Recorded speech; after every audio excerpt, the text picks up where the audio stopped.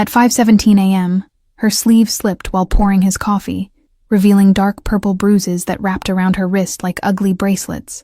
She quickly adjusted the fabric, eyes darting to see if he noticed, a practiced move that told him this wasn't the first time she'd hidden her pain.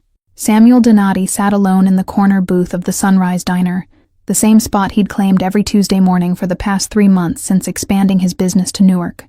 The waitress, her name tag read Alice, had caught his attention not by beauty, but by the careful way she moved, like someone anticipating pain. Outside the diner's windows, Newark was just waking up, streetlights still glowing against the pre-dawn darkness as early workers hurried past. Samuel watched Alice's reflection in the glass, noting how she flinched when the cook called her name too sharply, how her smile never quite reached her eyes. "More coffee, sir?" she asked, her voice soft as she approached his table again, pot held in hands that trembled slightly. He noticed the makeup poorly concealing a yellowing bruise near her temple, the way she held herself as though her ribs ached. At 6:02 a.m., the bell above the door jingled as a man in a security guard uniform entered, his eyes immediately finding Alice with a possessiveness that made Samuel's jaw tighten. The change in her was instant, spine stiffening, shoulders hunching, eyes down, a prey animal sensing a predator. "That's my girlfriend," the man announced unnecessarily to the nearly empty diner, walking over to wrap an arm around Alice's waist in a grip that looked painfully tight. "Getting off at 6:30, babe. I'll be waiting outside," he said, his friendly tone carrying an undercurrent that raised the hairs on Samuel's neck. After the man left, Alice moved between tables like a ghost, her earlier friendly demeanor replaced by mechanical efficiency. When she brought his check, Samuel left a $100 bill and his business card with a note. "If you ever need help, anytime." He watched her pick up the card with trembling fingers, confusion crossing her face before she quickly pocketed it, glancing around as if afraid of being seen. Samuel walked out into the growing dawn, phone already at his ear as he called his most trusted lieutenant. By 7:15 a.m., Samuel knew the security guard's name was Bradley Walsh, 26, with 2 prior domestic violence complaints dropped by previous girlfriends. He sat in his car across from the diner, watching as Alice emerged with Bradley's arm wrapped possessively around her shoulders. "Follow them," Samuel instructed his driver, settling back against the leather seat as they maintained a discreet distance behind Bradley's beat-up sedan. Something cold and familiar settled in his chest, a protective rage he hadn't felt since his sister's funeral 15 years ago. 3 blocks away, Bradley's car pulled up to a rundown apartment complex, where he half-dragged Alice inside a ground-floor unit. Through the partially open blinds, Samuel could see them arguing, Bradley's finger jabbing accusingly at her face as she backed away. By 7:43 a.m., Samuel had seen enough, directing his driver to return to his downtown high-rise, mind already calculating the precise steps needed to extract Alice from her cage. Unlike most of his business decisions, this wasn't about profit or territory. This was personal. Find everything about Bradley Walsh. Work schedule, bank accounts, criminal history, everything, Samuel instructed his team later that morning, leaning back in his leather chair as the skyline of Newark spread before him. "And I want surveillance on that apartment 24/7, starting now." At his mahogany desk, Samuel opened his laptop to research nearby women's shelters and legal resources for domestic violence victims. If Alice sought help on her own, he wanted to ensure a path was cleared. If not, he would create one for her. "Boss, why this girl?" asked his lieutenant, concern evident in his voice as he stood in the doorway of Samuel's office. "She's not connected to any of our business interests, and getting involved in domestic situations can get messy fast." Samuel remained silent for a moment, eyes distant as painful memories surfaced of finding his sister too late, after years of ignoring the signs. "Because 15 years ago, I failed someone I loved," he finally answered, voice hardening with resolve. "I won't make that mistake again." By nightfall, Samuel had positioned 2 of his most trusted men near Alice's apartment, with strict instructions to observe only, unless she was in immediate danger. He sat in his own car a block away, watching Bradley's shadow pace behind the blinds, a predator in a cage. Through binoculars, Samuel could see Alice moving cautiously around the apartment, keeping furniture between herself and Bradley as she prepared dinner. Even at this distance, her fear was palpable in the hunched set of her shoulders, the way she startled at his sudden movements. At 9:17 p.m., Bradley left the apartment, stumbling slightly as he headed toward a nearby bar. Samuel's men confirmed he'd been drinking heavily, his anger visibly building throughout the evening as he'd shouted at Alice repeatedly, though no physical violence had occurred yet. With Bradley gone, Samuel approached the apartment, his knock gentle but insistent. When Alice opened the door, chain still in place, her eyes widened in recognition, darting nervously over his shoulder, as if expecting to find Bradley returning. "I'm not here to hurt you," Samuel said softly, keeping his hands visible and his posture non-threatening. "I just wanted to make sure you're all right, and to let you know my offer of help is genuine, whenever you're ready." Alice's fingers trembled on the door chain, indecision and fear warring in her eyes. "He'll be back soon," she whispered, her voice barely audible. "If he sees you here, he'll think I'm—" She trailed off, unable to finish the thought. "I understand," Samuel replied, sliding a burner phone through the narrow opening. "My number is programmed in. One button, that's all you need to press day or night. My people are nearby and will reach you within minutes." The revelation that she was being watched sent a flash of panic across Alice's face, quickly followed by something that looked almost like hope. "Why would someone like you care what happens to me?" she asked, clutching the phone like a lifeline. "Because I've seen this story before, and I couldn't change the ending then," Samuel answered honestly, the rare admission feeling like gravel in his throat. "But I can now, if you'll let me." As he walked away, Samuel heard the soft click of multiple locks engaging behind him, knowing she would hide the phone somewhere Bradley wouldn't find it. Whether she would ever use it remained to be seen, but he had opened a door for her. For the next 3 days, Samuel's surveillance team reported Bradley's increasing volatility. He'd lost his job for showing up drunk, had maxed out Alice's credit card on gambling, and the shouting from their apartment had neighbors threatening to call police. On the 4th night, at 2:37 a.m., Samuel's phone rang with an alert from his team. Alice had finally left for work, and Bradley had followed, clearly intoxicated, and growing more aggressive with each block. Samuel immediately directed his driver toward the diner. As Samuel's car turned the corner, he spotted them in the dimly lit parking lot behind the Sunrise Diner. Bradley had Alice pinned against the brick wall, one hand gripping her throat while the other pulled back in a fist. Samuel was moving before the car fully stopped. "Take your hands off her," Samuel ordered, his voice deadly quiet as he stepped into the pool of yellow security light.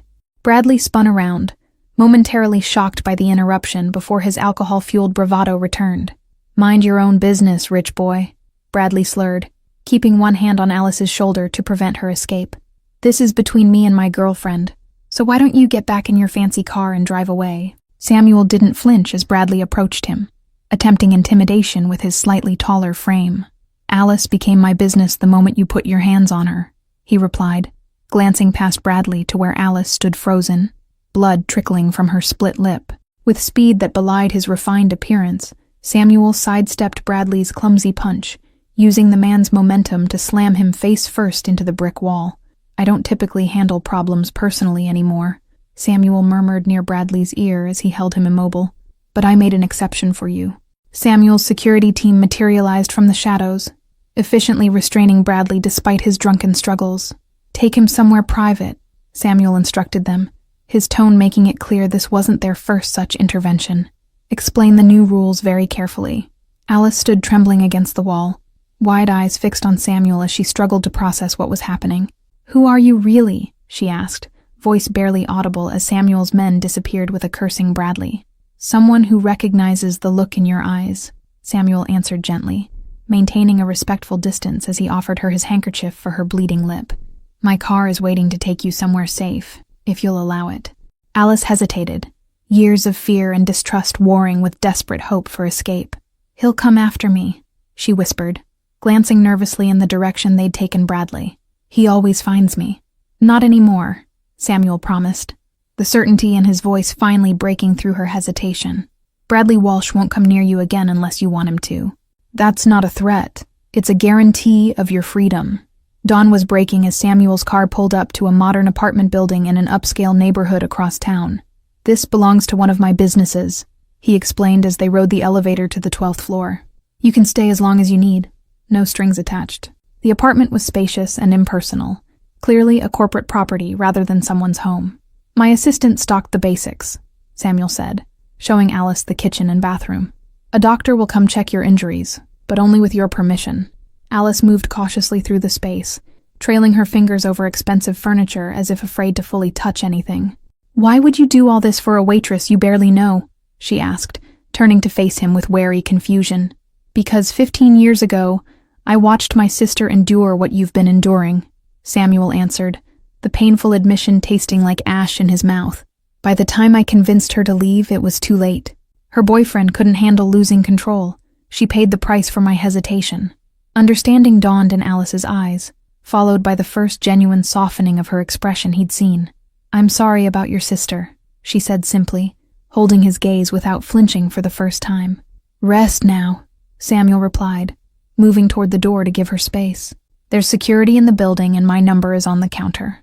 Whatever you decide to do next, I'll help make it happen, whether that's pressing charges, relocating, or simply starting over." 2 days passed with Alice barely leaving the apartment, jumping at every unexpected sound and checking the locks compulsively. Samuel had respected her space, only sending text messages to ensure she had everything she needed, while his security team maintained a discreet presence. On the third morning, Alice received notification that Bradley had emptied their joint bank account and reported her car stolen, though it was legally registered in her name. The calculated malice of these actions, clearly designed to force her return, cracked something in her fragile composure. "He's trying to make sure I can't survive without him," she told Samuel when he arrived after her panicked call, her voice hollow as she showed him the bank statement. "This was my savings from double shifts for 3 years. Everything I had." Samuel made a single phone call, arranging for a lawyer specializing in domestic abuse cases to meet with them that afternoon. "Financial control is another form of abuse," he explained gently, watching as Alice paced the living room. "But it's also the easiest to counter with the right resources." By evening, Alice had temporary restraining orders filed against Bradley, a new bank account at Samuel's private bank, and the first installment of a personal safety grant from one of Samuel's foundations. The grant, typically awarded to domestic violence survivors, would allow her financial independence without feeling indebted to Samuel personally. At 11:43 p.m., as Samuel was reviewing business contracts in his home office, his security team alerted him that Bradley had been spotted outside Alice's apartment building, clearly intoxicated and attempting to bribe the doorman for access. Samuel was in his car within minutes. The rain fell in sheets as Samuel arrived, finding Bradley being physically restrained by his security team in the building's underground parking garage. "I know she's here," Bradley was shouting, struggling against the men holding him. "Tell your boss I want my property back." Samuel stepped from the shadows, adjusting his cuffs with deliberate calm that belied the cold fury in his eyes. "She was never your property, Mr. Walsh," he stated, voice carrying easily despite its quiet tone. "That misconception is the root of your current troubles."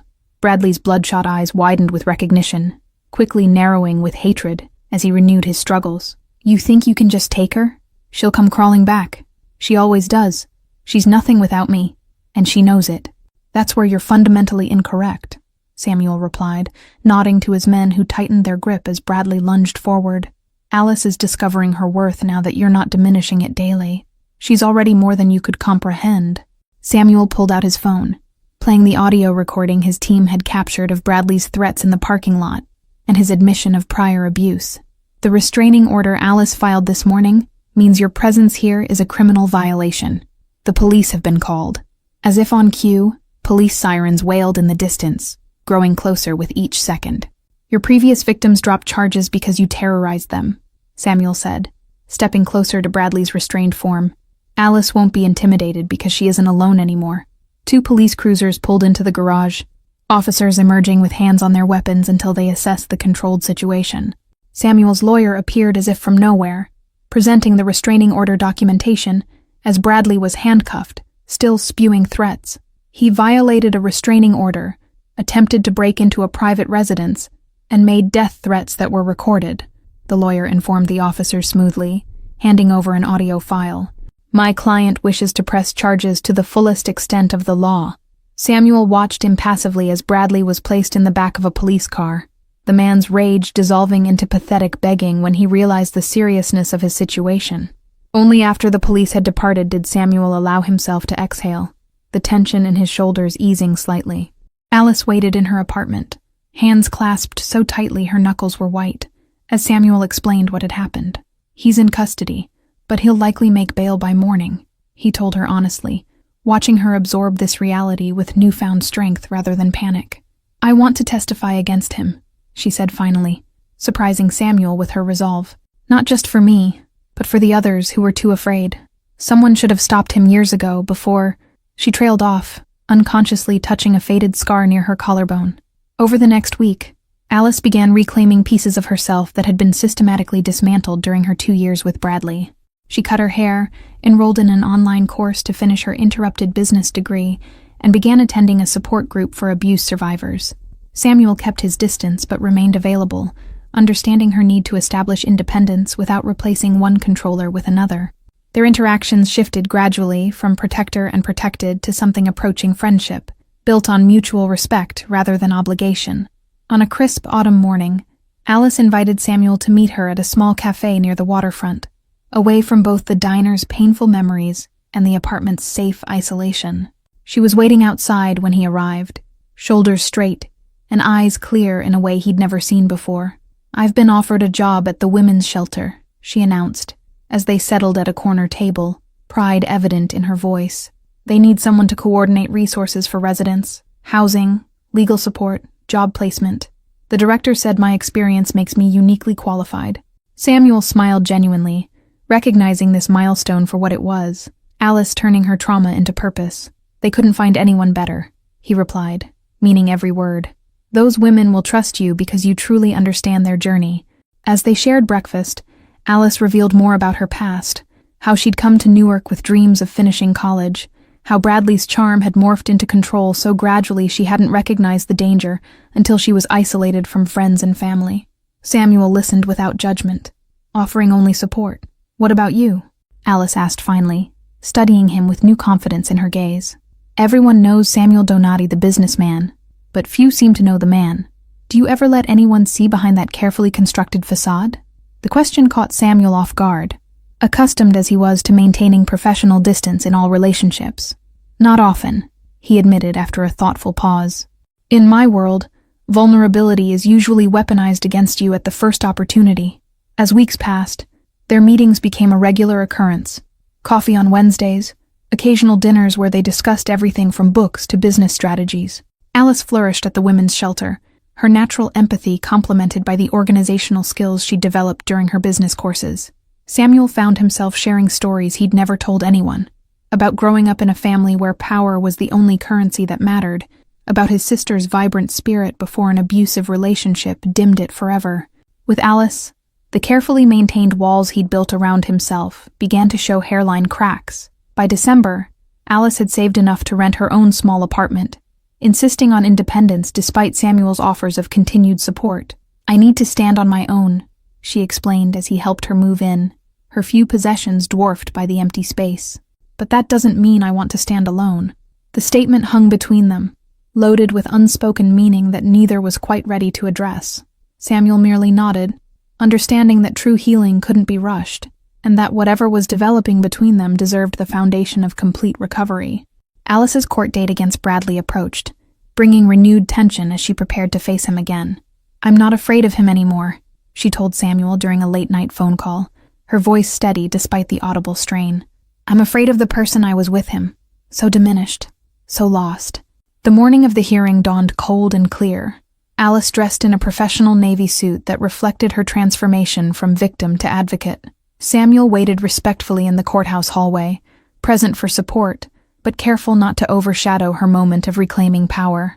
Bradley arrived flanked by an expensive defense attorney, his appearance polished in stark contrast to his previous dishevelment, clearly attempting to present himself as a respectable citizen wrongfully accused.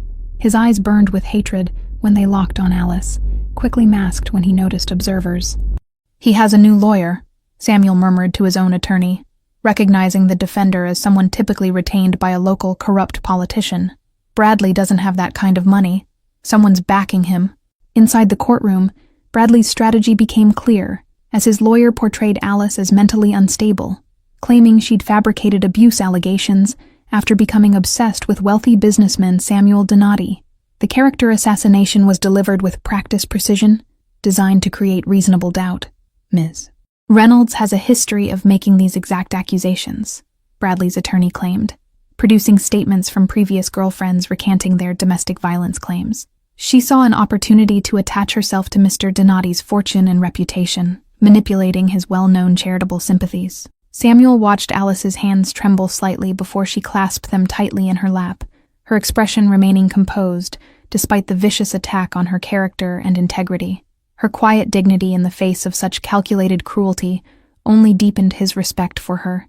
When Alice finally took the stand, she spoke with clear-eyed conviction, presenting medical records documenting injuries over months, bank statements showing financial control, and text messages revealing Bradley's psychological manipulation. Her voice never wavered, even when describing the worst abuses. "The defense would have you believe I manufactured evidence to attract a wealthy man's attention," Alice concluded, looking directly at the judge rather than at Bradley. "But these hospital visits predated any interaction with Mr. Donati by over a year. The pattern was established long before he entered the picture." During cross-examination, Bradley's lawyer attempted to provoke emotional reactions, implying Alice had been involved with Samuel while still living with Bradley. "Is it not true that you saw an escape route in Mr. Donati and fabricated or exaggerated claims to gain his sympathy and financial support?" "No," Alice replied simply, refusing to be baited into defensive explanations. "Mr. Donati offered help because he recognized abuse that others chose to ignore. My only regret is not finding the courage to leave sooner." At lunch recess, Samuel received an urgent call from his security team. Bradley had connections to City Councilman Philip Hargrove, who was currently under federal investigation for corruption. Records showed Bradley had worked security for Hargrove's campaigns and possessed potentially damaging information about ballot tampering. "They're protecting each other," Samuel realized, pieces falling into place as he shared the information with his attorney. Hargrove's funding the defense in exchange for Bradley's silence about election fraud. "That's why they're attacking so aggressively. They need to discredit Alice completely." When court reconvened, Bradley took the stand, presenting himself as the victim of a vindictive ex-girlfriend and her wealthy new benefactor. His performance was compelling, voice-breaking at appropriate moments, expressing confusion and heartbreak over Alice's sudden accusations. "I only wanted to help her," Bradley claimed, eyes downcast in practiced remorse. "She struggled with anxiety and jealousy, often accusing me of things I never did. The bruises came from an incident where I had to restrain her during a panic attack to prevent her from harming herself." Samuel felt Alice stiffen beside him at the blatant lie, her breathing becoming shallow as Bradley systematically rewrote their history, painting himself as a concerned boyfriend, overwhelmed by Alice's fabricated mental health issues. The character assassination was as violent as any physical abuse. During a brief recess, Samuel stepped into the hallway, making a call to his most trusted investigator. "I need everything on Councilman Hargrove and Bradley Walsh's connection. Phone records, meetings, financial transactions, everything. If they're coordinating, there will be evidence." "We have a problem," Samuel's attorney informed him when he returned to the courtroom. "The judge is showing clear bias toward Bradley's defense. He's golfing buddies with Hargrove, according to court staff gossip. This whole proceeding could be compromised." Samuel watched Alice closely, seeing the growing realization in her eyes that the system might fail her despite her courage in coming forward. The injustice kindled something dangerous in him, a willingness to step further into shadows he'd tried to leave behind when legitimizing his business interests.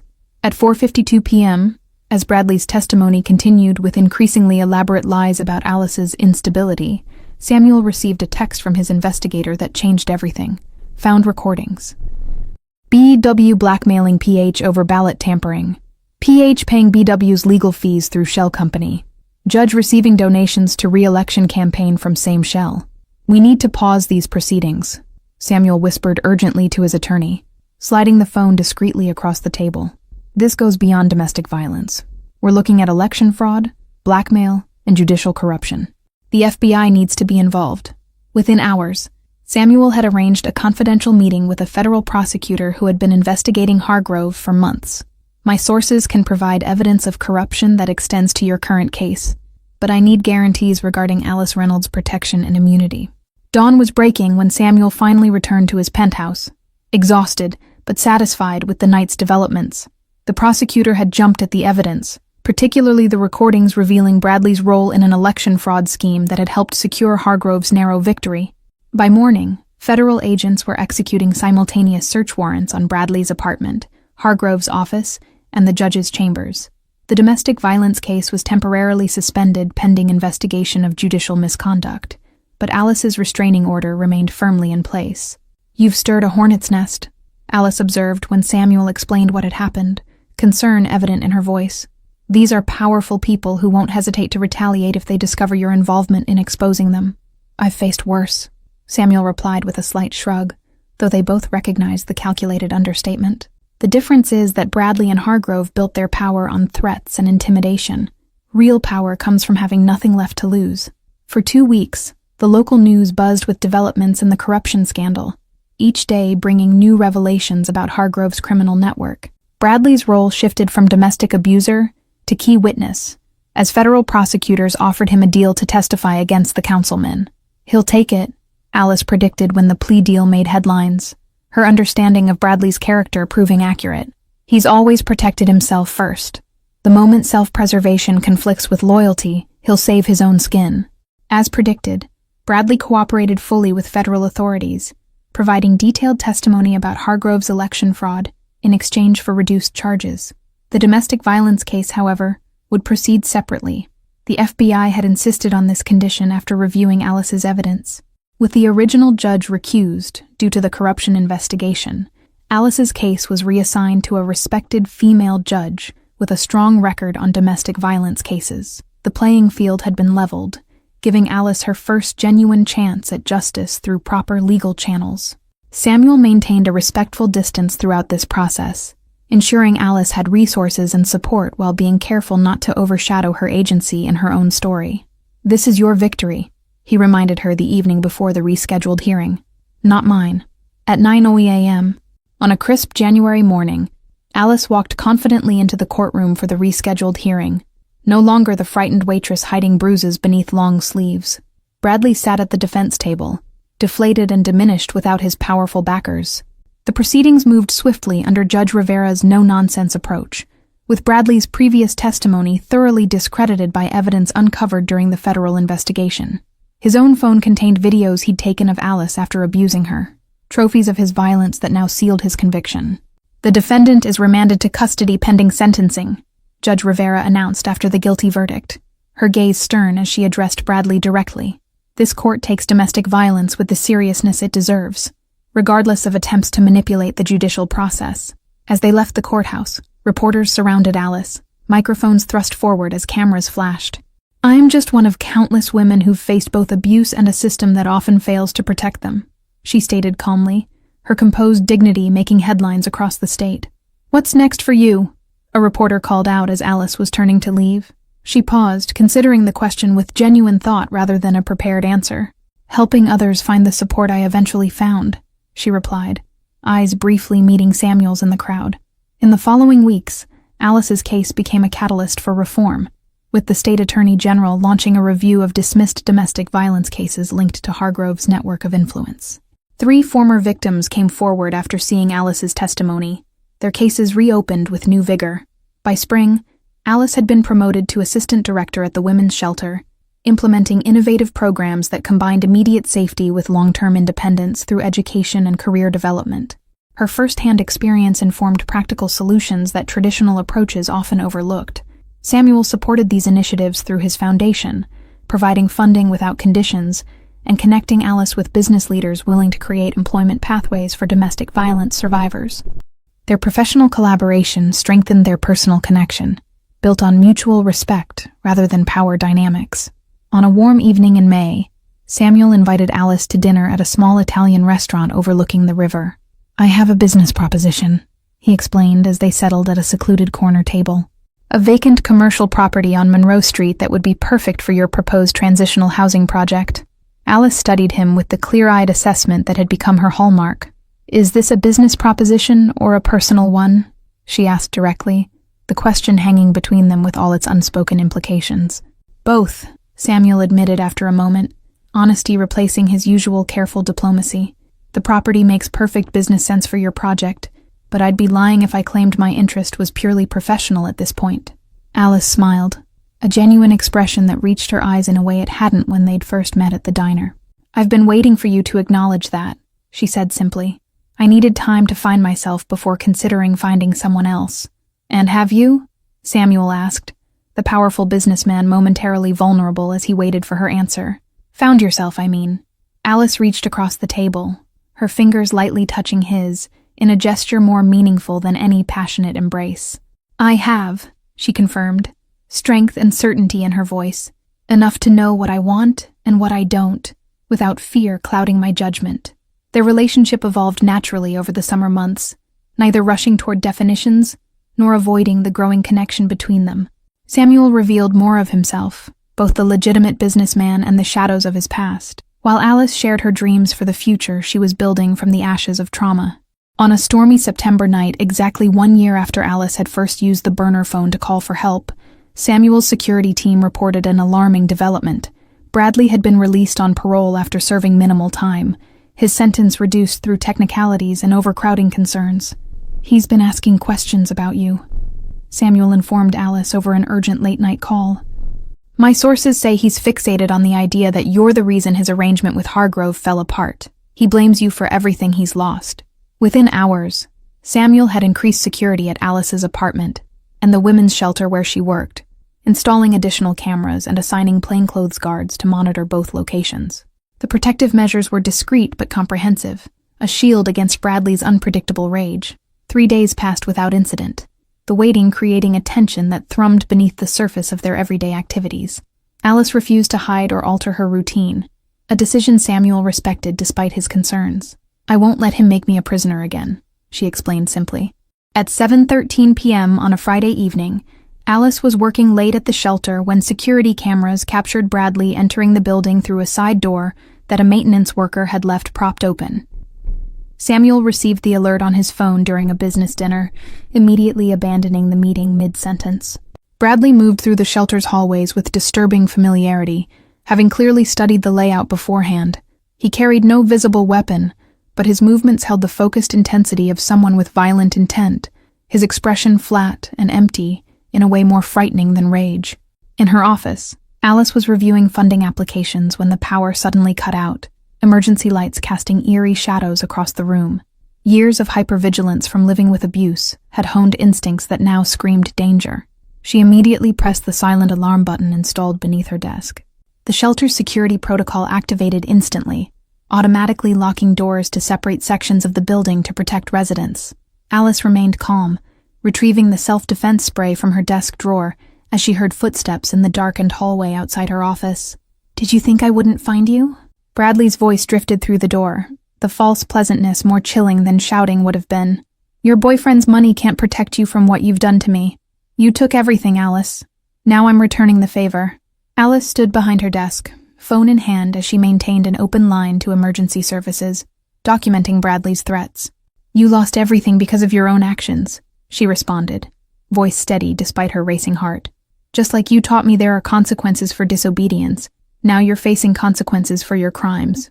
The door handle rattled as Bradley attempted to force entry, finding it locked against him. Always hiding behind locked doors now, he taunted, voice hardening with frustration. The Alice I knew was too weak to stand alone. Without your rich protector, what are you really? I'm the woman who survived you, Alice replied, genuine strength replacing the defensive posture of victimhood. I'm the woman who helped put you in prison, who helped other women escape men like you, who rebuilt everything you tried to destroy. I don't need to hide anymore, Bradley. In the distance, sirens wailed as police responded to the shelter's alarm, the sound triggering a shift in Bradley's demeanor from calculated to desperate. The pounding on the door intensified, wood splintering under the assault of what sounded like a fire extinguisher from the hallway. Alice gripped her desk, memories flashing of the first time Bradley had broken down a door to get to her, how she'd cowered in the bathroom corner, praying for rescue that never came. This time was different. She stood tall, eyes fixed on the weakening door, mind clear and focused on the self-defense techniques she'd mastered over months of training. Through the shelter's security feed on her phone, Alice glimpsed Samuel arriving at the building, his normally composed features hardened with determination as he coordinated with police. Their connection had grown from rescuer and victim into something balanced and healing, a partnership that had helped them both confront buried wounds. You should have stayed gone, Bradley, Alice called out, her voice steady as she positioned herself strategically in the room. Every minute you spend trying to control me again is another year in prison. The police have everything recorded, and this time there's no corrupt councilman to save you. As the door began to give way, Samuel arrived at the shelter's rear entrance, having broken every speed limit to reach Alice. Security cameras showed him what the police couldn't yet see. Bradley had wedged the fire extinguisher to break down the door while he positioned himself to ambush responding officers at the main entrance. He's creating a diversion, Samuel realized, redirecting the approaching police through his security team's radio link. He wants them focused on the front while he escapes through the service exit with Alice. The calculated nature of the plan confirmed this was no impulsive revenge attack, but a carefully orchestrated abduction attempt.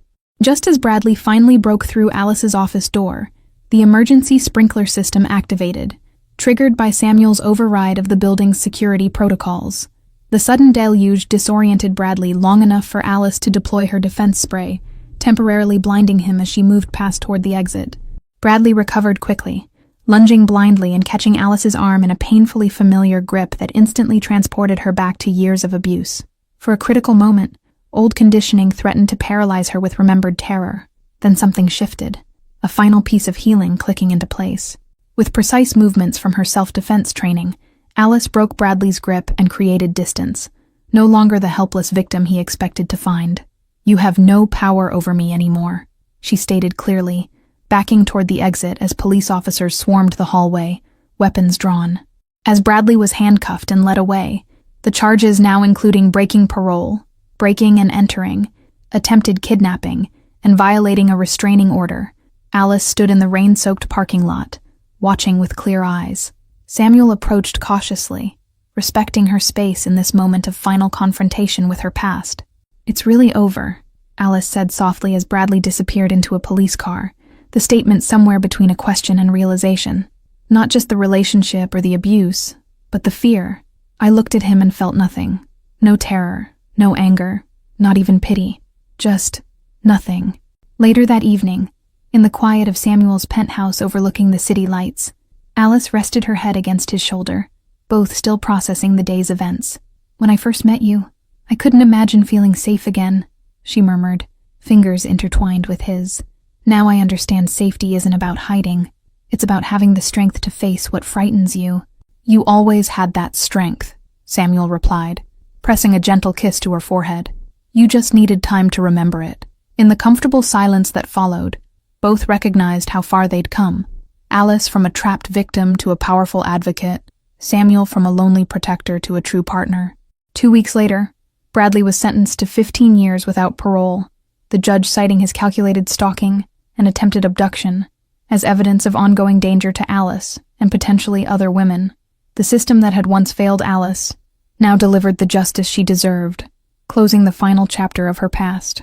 At the grand opening of the Transitional Housing Center on Monroe Street, Alice stood confidently at the podium, her voice carrying across the crowd of supporters, donors, and most importantly, women who would benefit from the safe haven she had created from her own painful experience. Thank you all for following this story. If you enjoyed it, please write in the comments where you're watching from, and don't forget to like, subscribe, and share this video, as your support is essential for me to continue creating content here.